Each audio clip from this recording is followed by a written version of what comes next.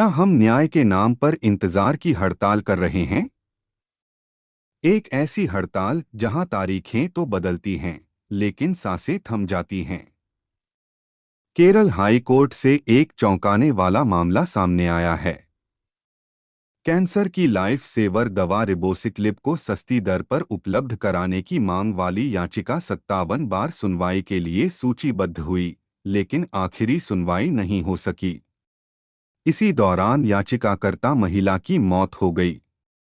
यह महज एक महिला की मौत नहीं है। यह उस व्यवस्था की असफलता है जो फाइलों की धूल में मानवीय संवेदनाओं को कुचल देती है।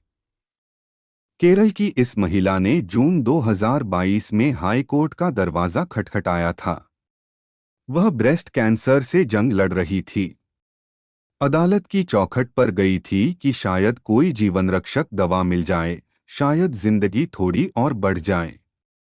लेकिन फाइलें घूमती रहीं, सुनवाई की तारीखें बदलती रहीं। 57 तारीखों के बाद भी फैसला नहीं आया और उस महिला की धड़कनें रुक गईं। हम संविधान के अनुच्छेद 21 की दुहाई देते हैं, जीने का अधिकार। लेकिन क्या न्यायपालिका को एहसास है कि कैंसर की घड़ी में वक्त किसी भी कानून से ज्यादा कीमती होता है? याचिका में केंद्र सरकार से पेटेंट अधिनियम की धारा 100 के तहत गवर्नमेंट यूज लाइसेंस जारी करने की मांग की गई थी। अगर ऐसा होता तो इस दवा का जेनेरिक संस्करण भारत में बनाया जा सकता था और इसकी कीमत में 90 से 95% तक कमी आ सकती थी। फिलहाल रिबोसिक्लिब की कीमत करीब 78,400 रुपये प्रति माह है। और विडंबना देखिए, एक तरफ अदालत में मौत खड़ी थी और दूसरी तरफ सरकारी महकमा 39 दवाओं की कीमतें कम करने का ऐतिहासिक प्रेस नोट जारी कर रहा था। यह कैसा सुशासन है, जहां जीवन को राष्ट्रीय आपातकाल मानने से इनकार कर दिया जाता है, लेकिन वाहवाही बटोरने के लिए कागजों पर कीमतों का खेल चलता रहता है। सरकार ने माना कि रिबोसिक्लिब एक प्रभावी दवा है, लेकिन गवर्नमेंट यूज लाइसेंस जारी करने से इनकार कर दिया। सरकार का कहना था कि ब्रेस्ट कैंसर की स्थिति को राष्ट्रीय आपातकाल की श्रेणी में नहीं माना जा सकता है, जबकि याचिकाकर्ताओं का तर्क है कि संविधान के अनुच्छेद 21 के तहत स्वास्थ्य का अधिकार जीवन के अधिकार का हिस्सा है। इसलिए दवाओं तक सस्ती पहुंच सुनिश्चित करना सरकार की जिम्मेदारी है। महिला की मौत के बाद भी केरल हाई कोर्ट ने इस मामले को आम लोगों के हित से जुड़ा मानते हुए सुनवाई जारी रखने का फैसला किया।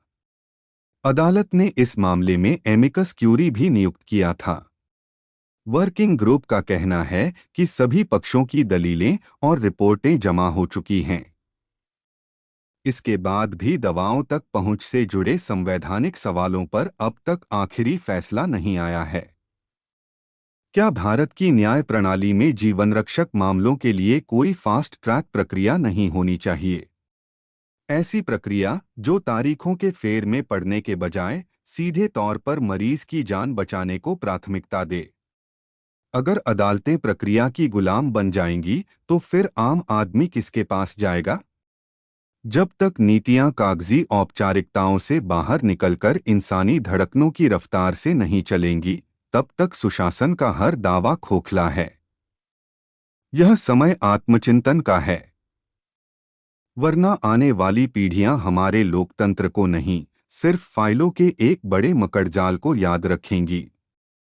अब इस मामले में भारत के मुख्य न्यायाधीश से जल्द सुनवाई कराने की अपील की गई है, ताकि दवाओं तक पहुंच से जुड़े इस जरूरी मामले पर जल्द फैसला हो सके। यह मामला महंगी कैंसर दवाओं तक मरीजों की पहुंच और न्यायिक प्रक्रिया की रफ्तार पर गंभीर सवाल खड़े कर रहा है। अगर आपको लगता है कि इस व्यवस्था को बदलने की जरूरत है, तो इस वीडियो को साझा करें, ताकि शायद किसी और की फाइल किसी और की जिंदगी के बीच दम न तोड़े। अपनी राय कमेंट्स में जरूर बताएं। क्या न्याय की रफ्तार अब इंसानी जानों से ज्यादा महत्वपूर्ण हो गई है?